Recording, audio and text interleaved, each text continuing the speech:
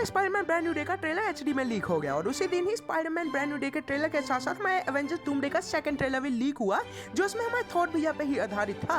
अब बात आती है कि भैया ये वही ट्रेलर था जिसकी हमने ऑडियो पिछले हफ्ते सुनी थी मेरी इस वीडियो के ब्रेकडाउन में।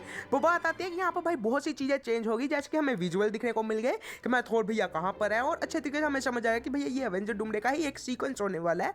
वो बात आती है कि इसमें भाई हमें क्या चीजें दिखने को मिली, क्या चीजें नहीं दिखने को मिली, तो उस बारे में अच्छे तरीके से बात करते हैं। जहाँ पर आज मैं इसके बारे में बात करने वाला हूँ कि हमें भाई जो एवेंजर डूमडे का सेकंड ट्रेलर दिखने को मिलता है उसमें हमें क्या क्या चीजें सुनने को मिली और क्या क्या चीजें हमें दिखने को मिली और क्या ये छुपा रहे हैं और क्या ये हमें दिखाने की कोशिश कर रहे हैं। तो चलिए वीडियो को स्टार्ट करते हैं, पर उससे जाने से पहले भैया थोड़ी बहुत ही बातें कर ली जाए। तो हेलो एवरीवन, मेरा नाम है गौरव और आप देख रहे हैं मेकर टॉक। चलिए वीडियो को स्टार्ट करते हैं बिना किसी रुकावट के, जहाँ पर सबसे पहले भैया आप लोगों को मैं बताऊंगा थॉर भैया के जो इसमें भाई सबटाइटल जो इसमें हमें सुनने को मिले वो पूरा का पूरा फ्रेंच भाषा में था, जिसकी वजह से मैं ट्रांसलेट करके सुनाना स्टार्ट करूँ तो आप लोगों के स्क्रीन पे भाई पूरे के पूरी तरीके से भाई वर्ड दिख रहे होंगे, तो वो सबटाइटल आप पढ़ सकते हैं। वहाँ पर बात आती है कि भैया वो बात करते हैं, हे पिता, मैंने जीवन भर सम्मान, कर्तव्य और युद्ध की पुकार का जवाब दिया है, लेकिन नीति ने मुझे एक ऐसा दिया जिसकी मैंने कभी आशा नहीं की थी।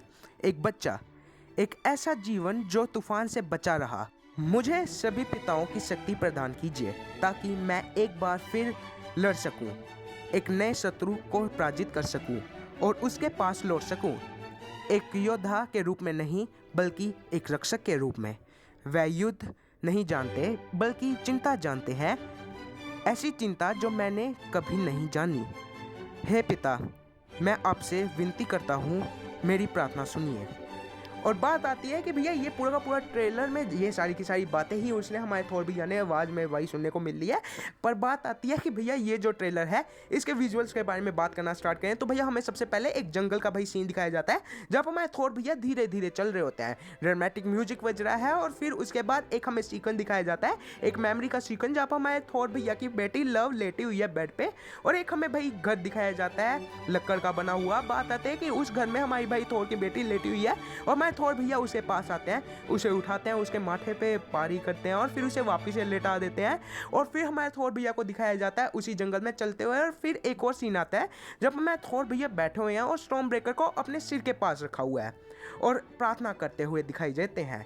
जहाँ पर इससे अलावा बात की जाए तो लास्ट के ऐसे में हमें सीक्वेंस में दिखने को मिलते हैं थॉर भैया रिटर्न करेंगे एवेंजर्स डूम्सडे में। और अब बात आती है कि भैया ये चीज़ क्या थी।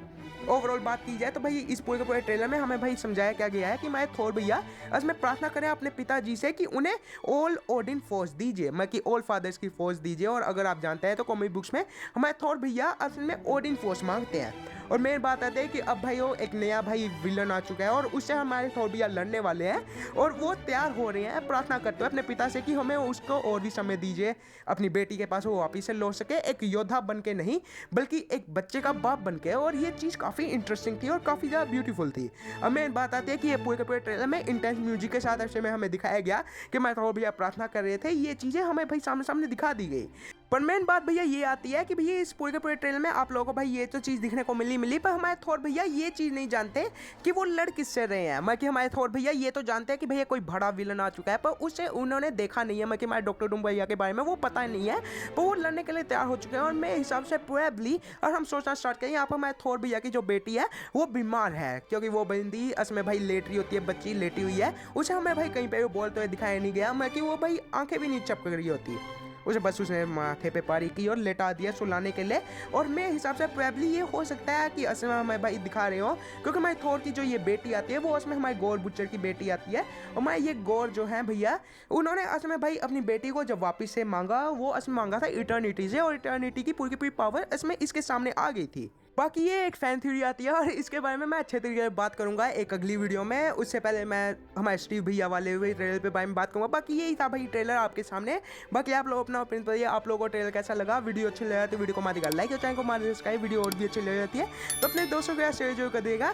मैं मिलूंगा आप लोगों से एक नई वीडियो में और तब तक देखिएगा मेकर टॉक्स।